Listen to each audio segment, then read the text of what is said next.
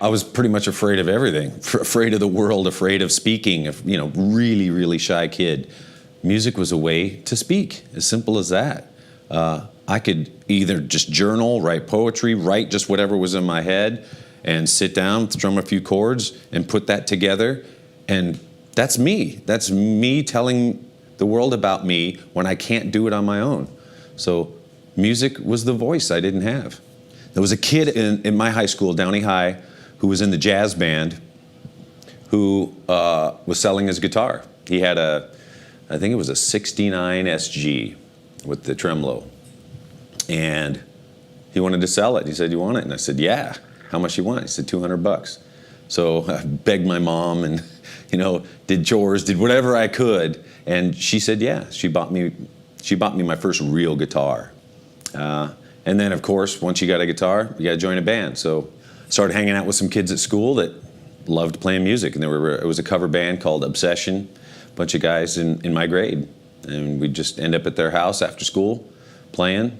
Black Sabbath was the band that just totally lit me up. So heavy, so moving.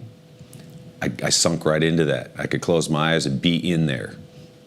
Me and a buddy growing up in school, John Zander was his name, we would try and top each other, every day. Like, hey, look what I learned. And then, oh, well, look what I got. And like, oh, damn. And I'd go back and learn something else. And then he'd go, ah. So the great, high school competition, got us to another level, which was great.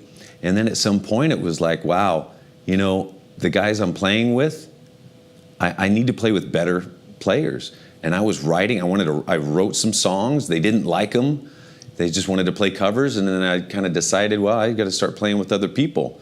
So right then I kind of knew that I was on a quest. I wanted to get better. And some friends didn't understand that. They just, why don't you, just hang out with us? And I was on a quest to go places. I think it was my sophomore year, I went back to high school the summertime to gear up to start playing football again.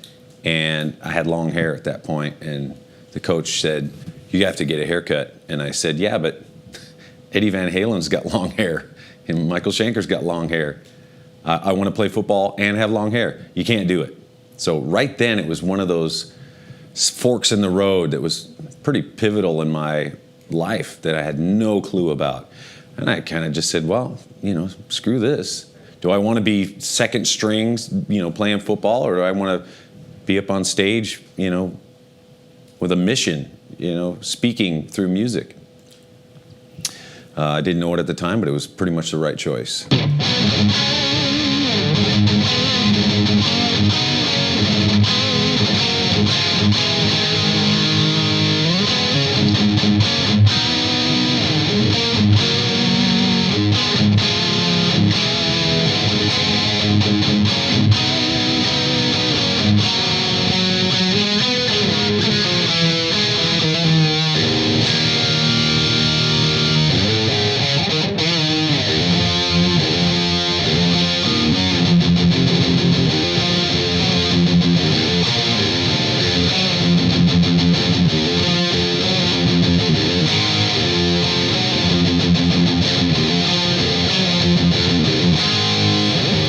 I don't think it really hit me until probably after high school, where I realized, wow, I got to start thinking about what I want to do.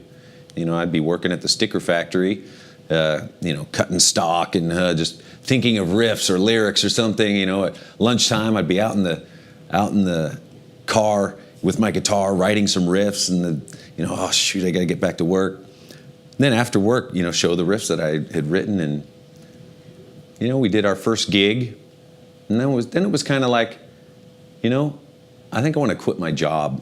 I want to start playing music, and there was no other option. That's kind of how it was. When I think the first time, hey, we're going to New Jersey to sign up or we're going, or one of the first things, like we're going up to San Francisco to play a show. Oh my God! And then, hey, we could sign up with this manager. He's talking about going to Europe and all this stuff. It's like, yeah, whatever. Trying to act cool, but inside I'm freaking out, flipping. Like this is happening. This is really happening, and all of us are friends, and we get to do what we want. That's amazing. And every step of that way has been a little more of it. Every day we wake up, there is that reminder again that, dude, you get to do what you want to do and create, and it's sustaining you, it's sustaining your family. It's an amazing gift. So for us to keep track of that, there was certainly a time when it got out of control. The Black Album tour, out for a long time. I mean, that was the album. There was multiple divorces, lots of egos, swollen to, no one was right-sized anymore. Everyone was bigger than they should have been. But at the end of the day, when you look at this career is bizarre. People saying they respect you for your music, but then the validation that you get out there, it's unreal. It's like a fantasy. It's like these people think you're something more than you really are. So you got to stay grounded. It's like, God, I'm human, So something comes back again and knocks you back down and to reality, And you realize that I have a gift of playing music. That's what I got.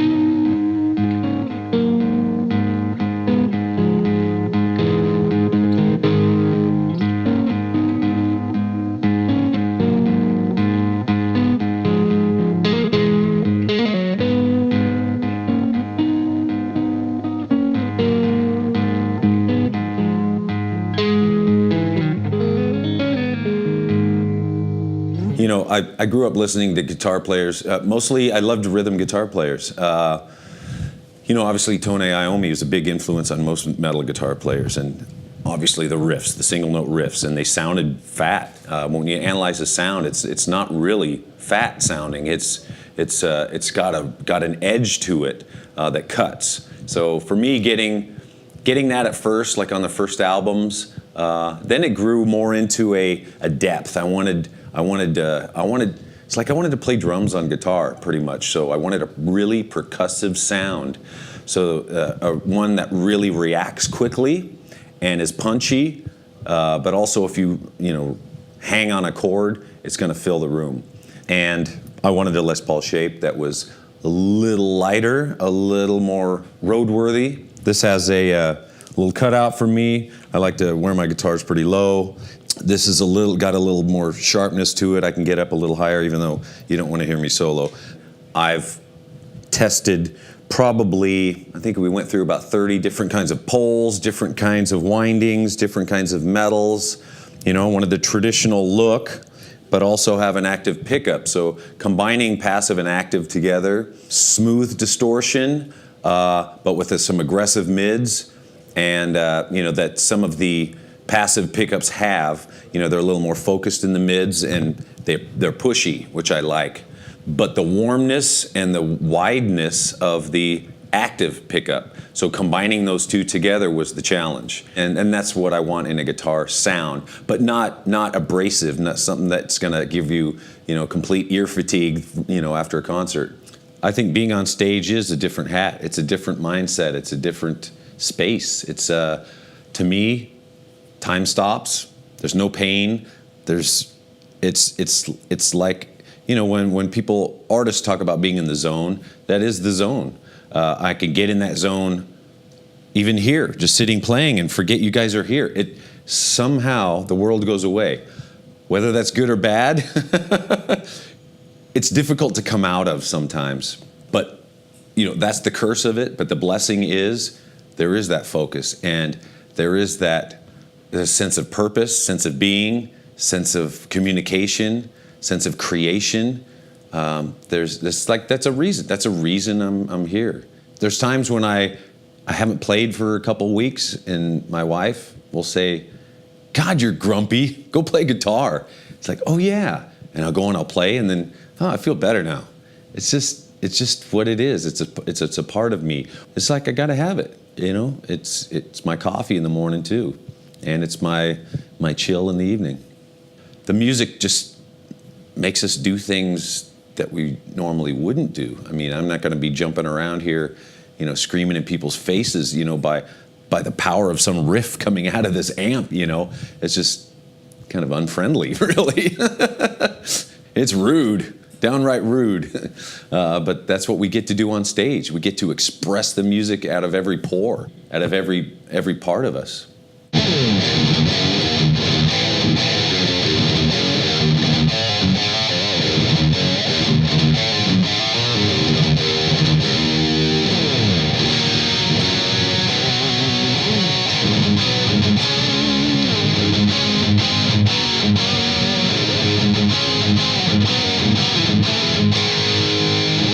Most things in life that are worthwhile, you got to work at.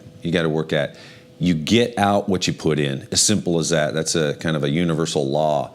So yeah, it's not pick up the guitar and go ha ha, which I've done, in front of the mirror lots. Hey, I'm really good, and you got to have that attitude too. But it does take work. It does take some dedication. But if you love doing it, it's not as hard as it could be if you're doing something that's you're not as interested in. There's nothing more inspirational than me plugging in to an amp that's dialed to my sound and turning it up. There's just nothing more inspirational. I could write 20 riffs just like that if it's passing through me, There's just stuff coming through. I do believe that, to keep what you got to give it away. And so to show up, doing benefit type things, helping others with the gift that we have. We've got all we need. We've got more than enough that we need. So to give back, for sure.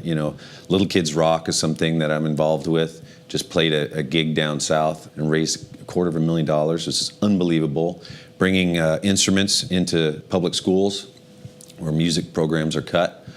I think if there's a kid out there that's got that gift or just needs a little something, whatever it may be, if it's that $5 guitar at the swap meet that shows up for somebody else somewhere else, and I've helped with that, it's a good feeling. That's a better feeling than most of the other feelings on this planet.